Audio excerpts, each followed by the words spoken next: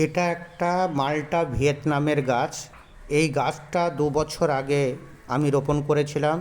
আজ 18ই ফেব্রুয়ারি, প্রায় 70% ফুল চলে এসেছে। ফুল আসার আগে আমি ইমিডা স্প্রে করেছিলাম। তারপর কয়েকদিন পর আমি মিরাক্কোলাম হরমোন আমি স্প্রে করেছিলাম।